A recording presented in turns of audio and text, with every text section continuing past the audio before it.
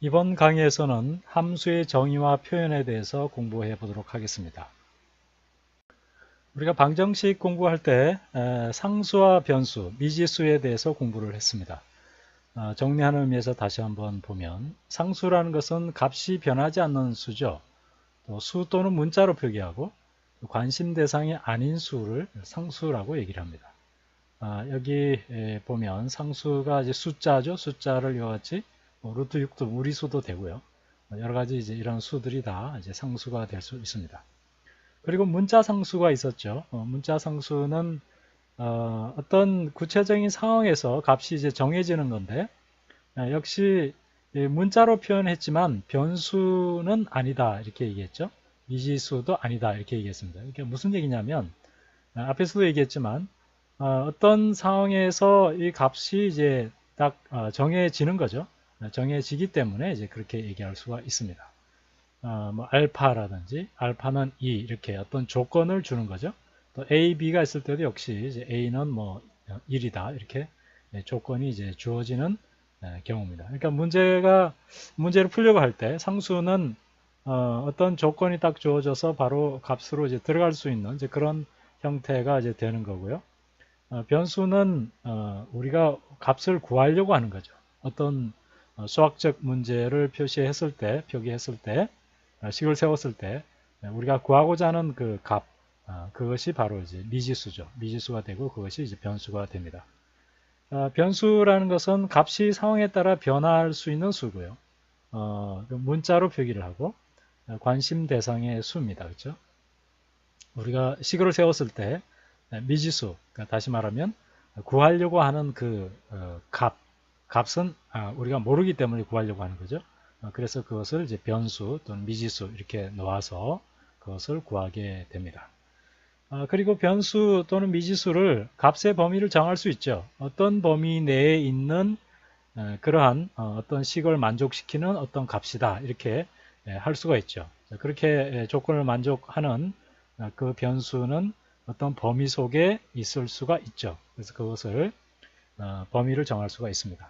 변수는 뭐 x, y, z 이런 것처럼 이렇게 놓을 수가 있고요.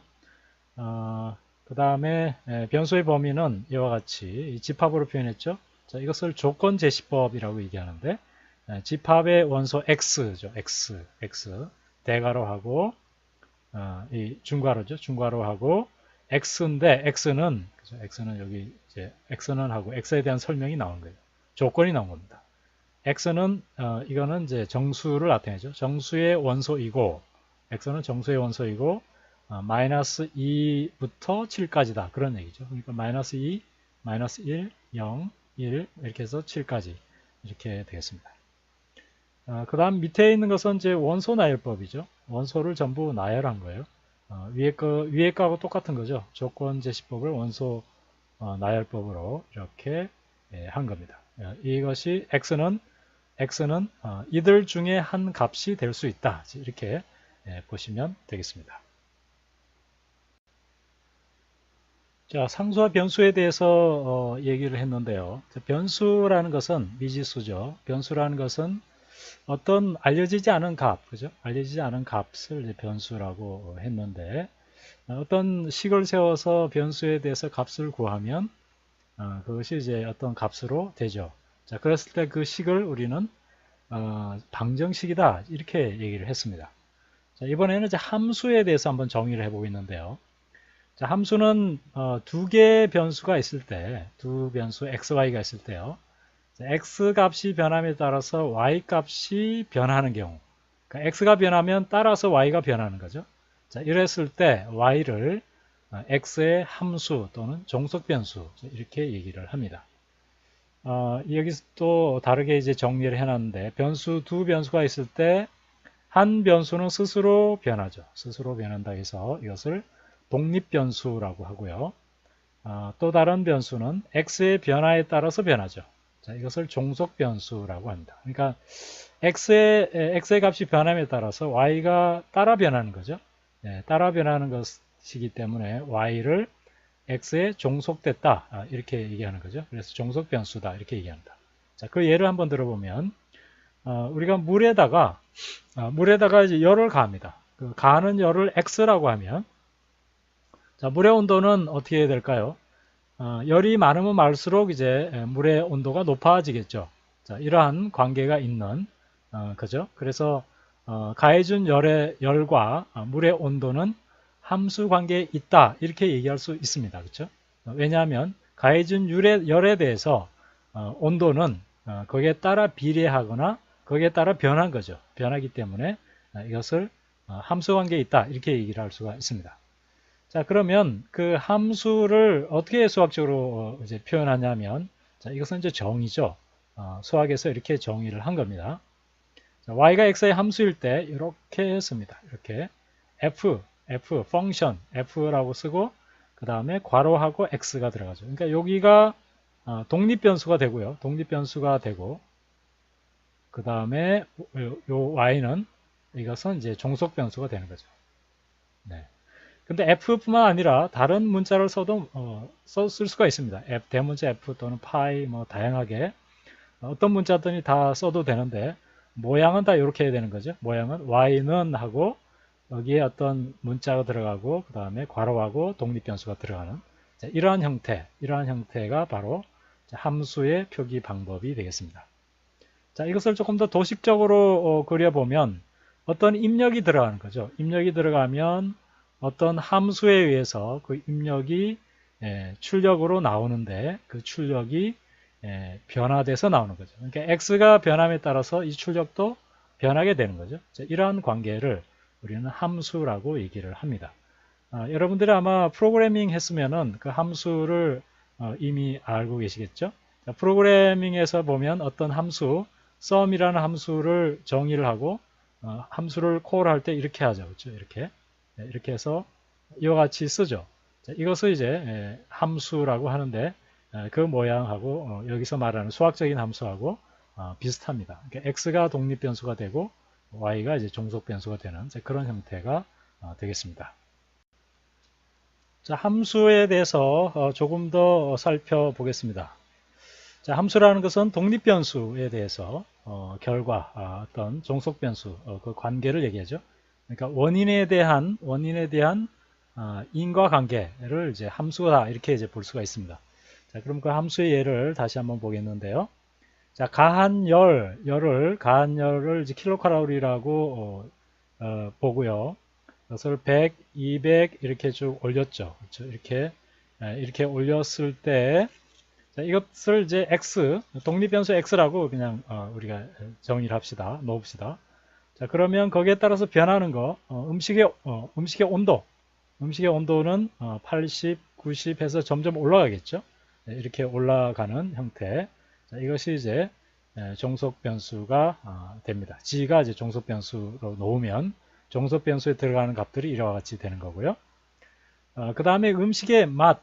자, 음식의 맛은 수치로 했을 때 높은 것이 이제 음식의 맛이 좋다, 이렇게 이제 정의를 한다 그러면 점점 이제 온도를 높이면 음식이 잘 익으니까 맛이 좋다고 그냥 가정합시다. 그렇다고 생각하면, 그리고 일정 온도에 이르려면 이제 더 이상 음식이 타거나 이렇게 되겠죠. 그래서 맛이 더 떨어진다, 이렇게 된다라고 가정하면 그것을 이제 y라는 종속변수로 이렇게 생각할 수 있는데, 자, 독립변수는 가한 열이죠. 가한 열에 대해서 음식의 온도 g가 따라 변하고요.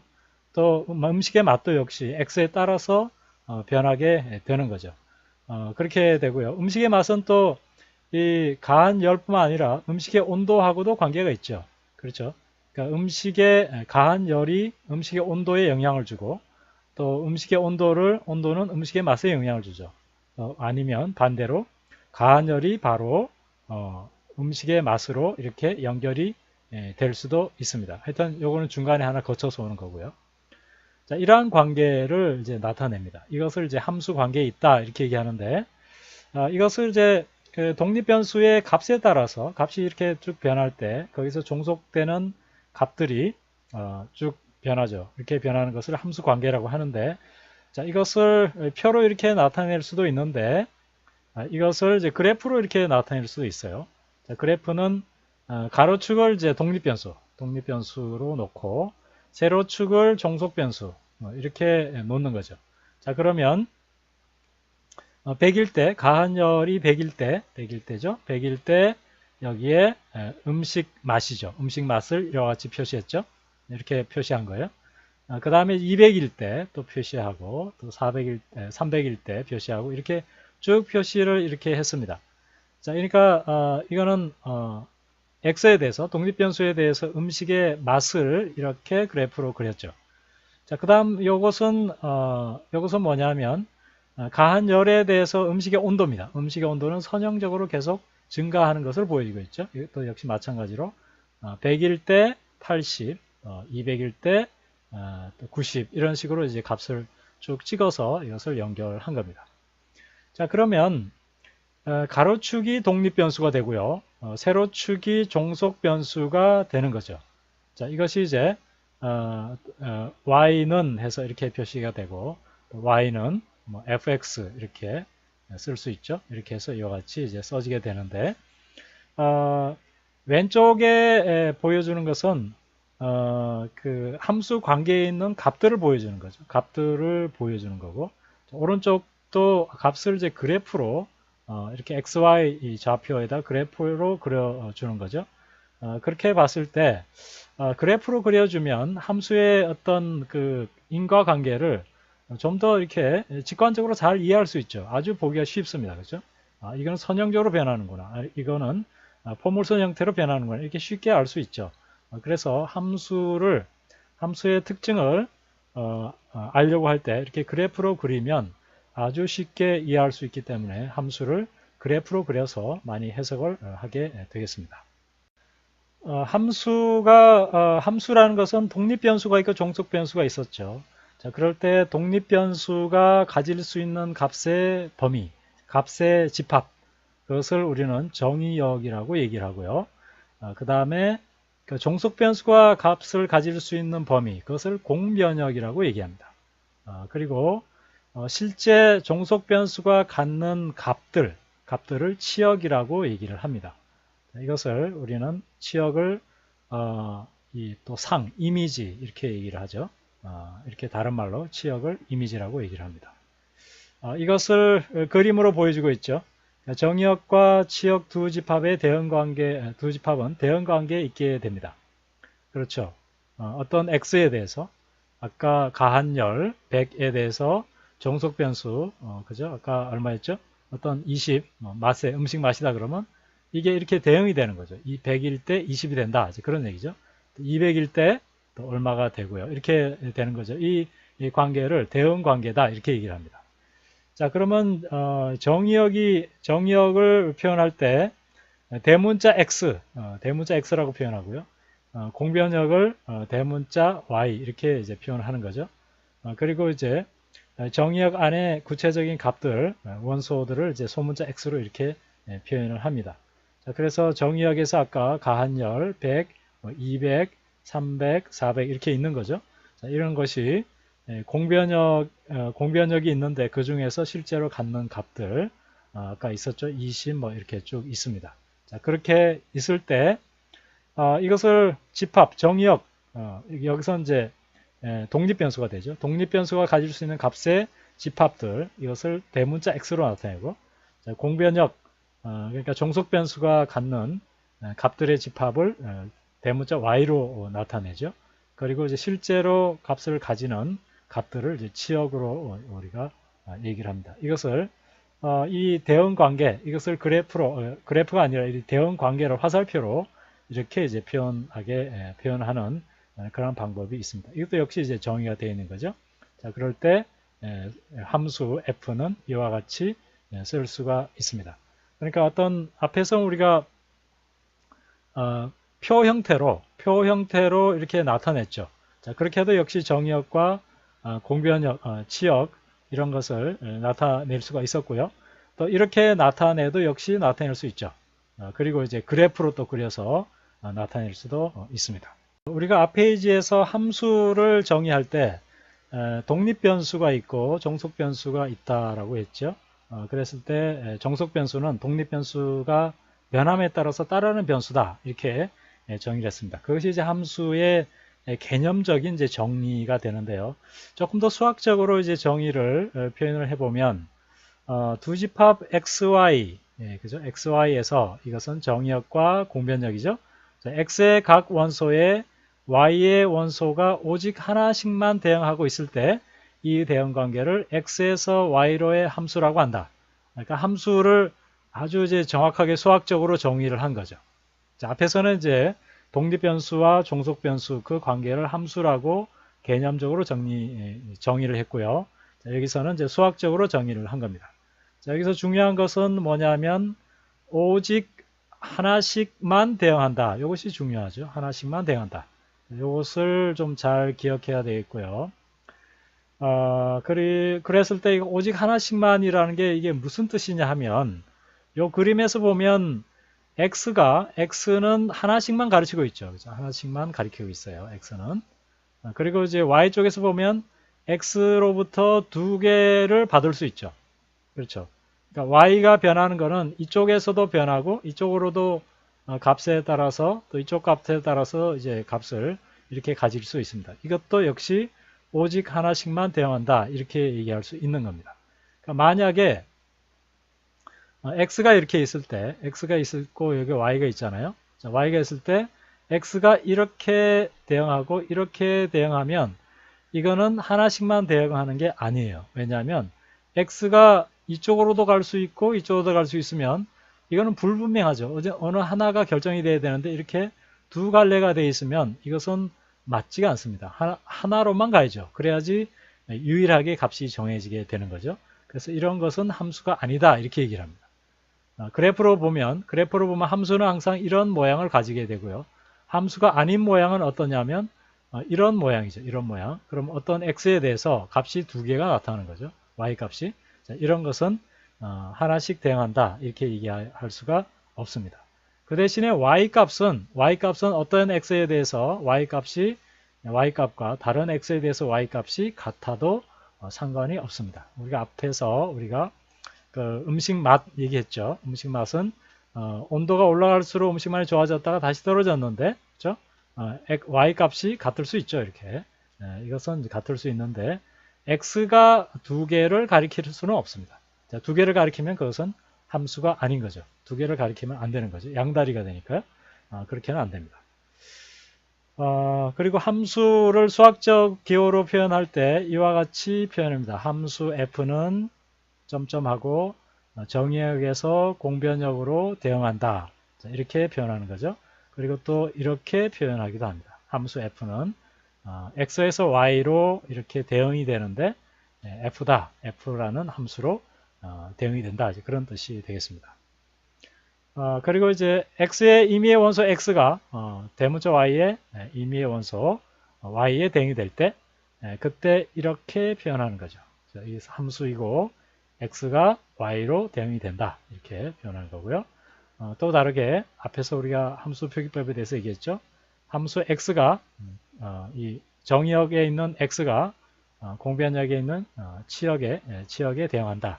이렇게 얘기를 합니다. 그러니까 독립변수의 변함에 따라서 y가 변한다. 이렇게 얘기를 하죠. 그리고 이제 x가 y에 대응이 된다. 이렇게 표현할 수가 있습니다. 자, 그러니까 독립변수, 종속변수 얘기했을 때 독립변수가 변함에 따라서 종속변수가 변한다. 이게 함수죠. 다른 말로 표현하면 x에 대응하는 y가 있다. 이것도 역시 같은 말입니다. 그러니까 그 관계를 이렇게 다르게 이제 표현했을 뿐이죠. 이 대문자 x가 정의역이고 대문자 y가 공변역이고 이게 소문자 y가 함수값 또는 상이라고 얘기하죠. 자, 이렇게 해서 함수에 대한 수학적인 표현 방법에 대해서 설명을 했고요. 그 개념적인 것까지 설명을 했습니다. 자, 예제를 한번 풀어보겠는데요. 함수의 정의역 그리고 공변역 치역을 구하여라 이렇게 되어 있죠. 자, 함수를 표현하는 방법은 다양하게 있는데요. 표로 표현할 수도 있고 이와 같이 벤 다이어그램 형태로 표현할 수도 있고요. 또 그래프로 표현할 수도 있죠. 그리고 이제 좌표로도 표현할 수 있고 그런데 여기에서 보면 x에서 y로의 함수인 거죠. 수학적으로 이렇게 표현하고 이 의미는 뭐냐면 x 값이 변함에 따라서 y 값이 따라 변한다.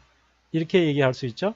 x가 1에서 3, 5, 7 이렇게 변하면 y는 2, 2, 6, 6 이렇게 변하는 거죠. 자, 이것이 이제 함수를 이제 의미하는 겁니다. 그러니까 두 변수의 관계를 나타낸다. 이렇게 보면 되겠죠. 자, 그랬을 때 정의역은 이쪽이 되겠죠. 정의역. 네, 그래서 집합으로 표현하면 이와 같이 되고요. 공변역은 y, 대문자 y 쪽이 되겠고, 치역은 값을 갖는 y, 그죠? 2하고 6하고 이렇게 되겠죠. 자, 이것을 함수 기호로 표현하면 이와 같이 표현할 수 있는 거죠. 1에 대해서 x가 1일 때 y는 2다. 그런 뜻이죠. 그 다음에 x가 3일 때 y는 2죠. x가 5일 때 y는 6이고요. 그것을 나타내고 x가 7일 때 그 함수값 7 대신에 x 대신에 7을 넣었을 때 그때의 값은 6입니다. y 값은 6에 대응이 되는 거죠. 자, 그 다음 오른쪽을 보시면 자, x가 1, 3, 5 이렇게 변할 때 y는 8, 8, 8 일정하게 값을 가졌죠. 자, 그래서 정의역은 1, 3, 5가 되고 공변역은 대문자 y가 가질 수 있는 값들이게 되고요. 치역은 실제 대응하는 값이 되겠습니다. 자, 함수로 표현하면 f1일 때 8이죠. f3일 때도 8이고 f5일 때도 8이 됩니다. 자, 이것을 대응 관계를 이렇게 표현할 수도 있고요. 함수를 좌표로 써서 이와 같이 표현해도 됩니다. 이와 같이 5, 6 이렇게 7, 6 이렇게 표현해도 되죠. 오른쪽 같으면 이것이 1, 8 그 다음에 3, 8 5, 8 이렇게 표현할 수 있죠.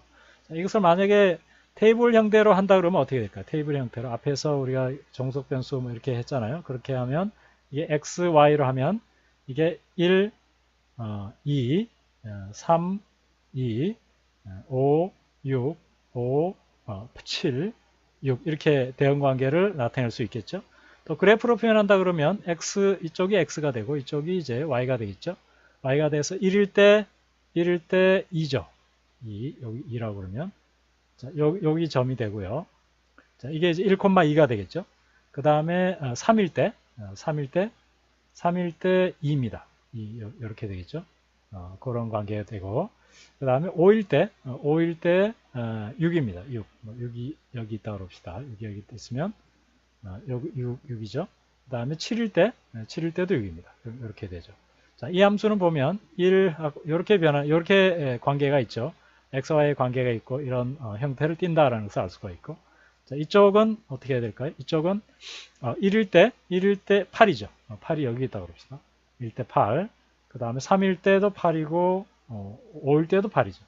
자, 이것은 이런 함수 형태를 대응 형태를 보인다는 것을 알 수가 있습니다. 자, 이렇게 해서 함수를 표현할 때 그 대응 관계 또 독립변수가 변함에 따라서 종속변수가 변하는 그 값을 이제 표현하는 방법이 이렇게 벤 다이어그램 형태로 이렇게 대응관계를 화살표로서 각각의 원소를 대응관계를 표현할 수가 있습니다. 자, 함수라는 것은 독립변수가 있고 거기에 따라서 변하는 종속변수가 있죠. 그 관계를 함수라고 얘기를 하고요. 다른 말로는 독립변수에서 종속변수로의 어떤 대응관계 그것을 역시 함수라고 얘기를 합니다. 그러니까 다르게 표현한 것 뿐이지 같은 말이죠.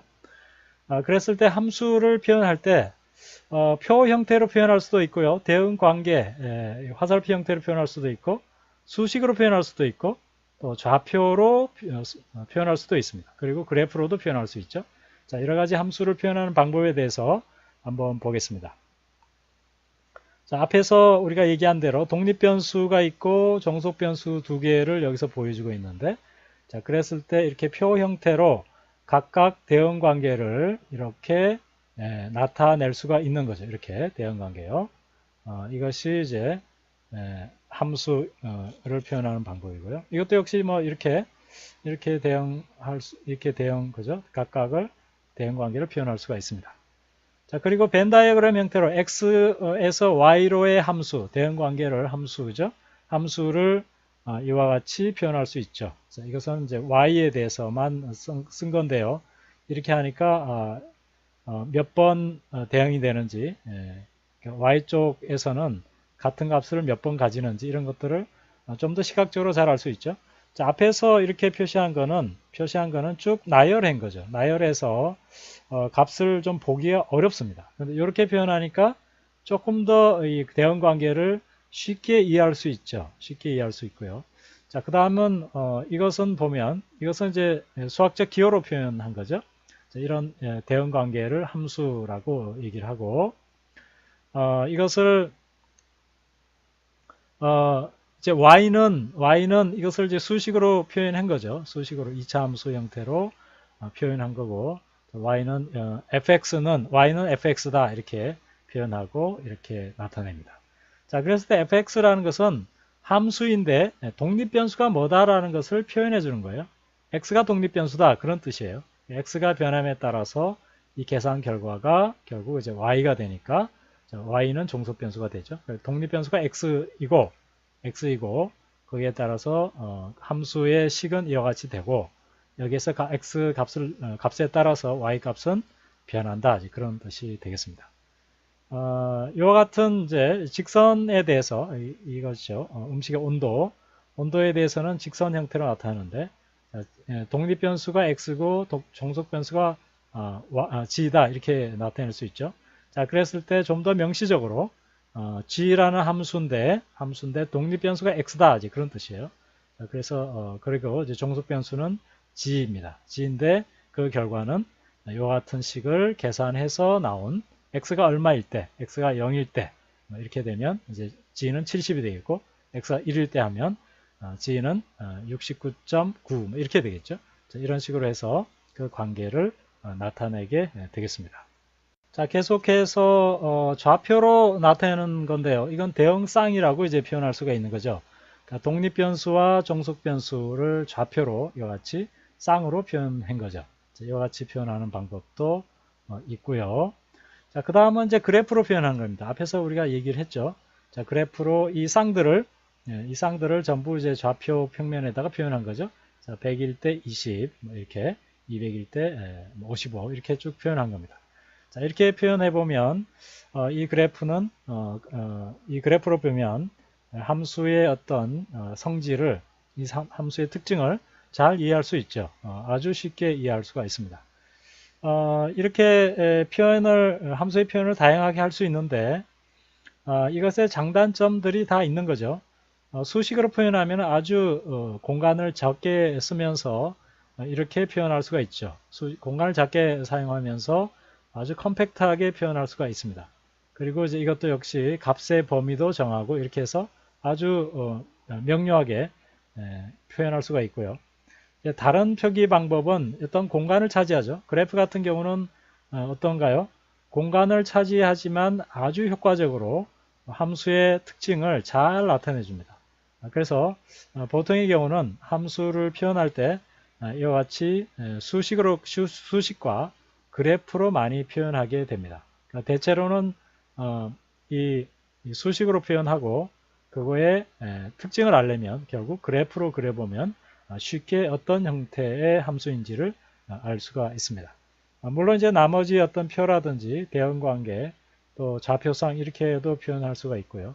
이런 것은 이제 실제로 어떤 데이터들을 수치적으로 명료하게 이렇게 알 필요가 있을 때 그럴 때는 이렇게 표현하는 것이 또 좋습니다. 그러니까 그래프로는 정확하게 표시가 안 되는 거죠. 그러니까 일일이 다 격자를 다 그려서 표시해야 되니까 어려우니까 이것을 이제 데이터로서 정확하게 값을 표현할 때는 또 이와 같이 이렇게 표현하는 것이 또 좋습니다.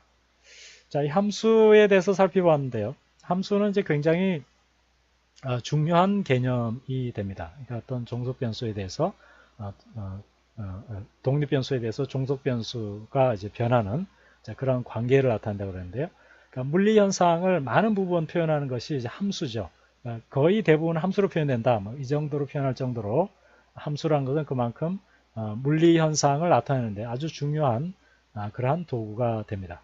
그리고 이제 함수가 있죠. 함수가 있고요. 그 다음에 방정식이 있었죠. 그죠? 방정식.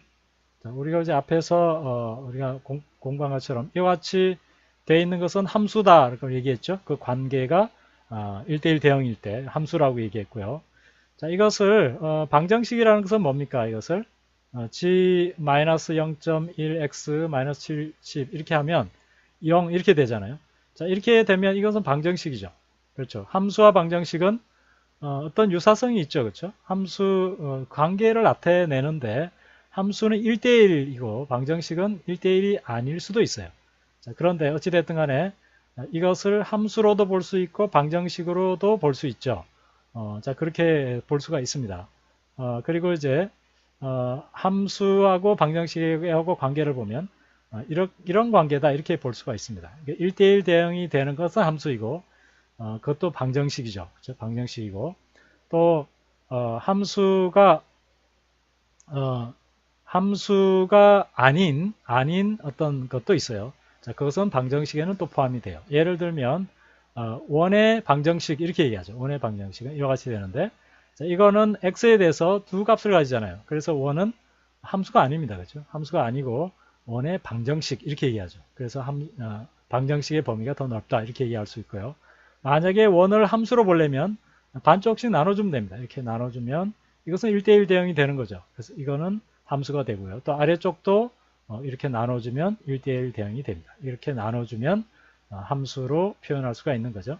자, 이런 식으로 함수와 방정식의 관계를 살펴보았고 또 그리고 이제 방정식은 어떤 수학적인 문제를 풀 때 어떤 물리 현상을 수학적으로 풀 때 그때 방정식도 많이 사용되죠. 그래서 함수와 방정식 이런 이 두 가지 도구는 수학 문제, 또 물리 현상을 수학으로 표현하고 그것을 푸는데 아주 중요한 개념이고 방법이 되겠습니다.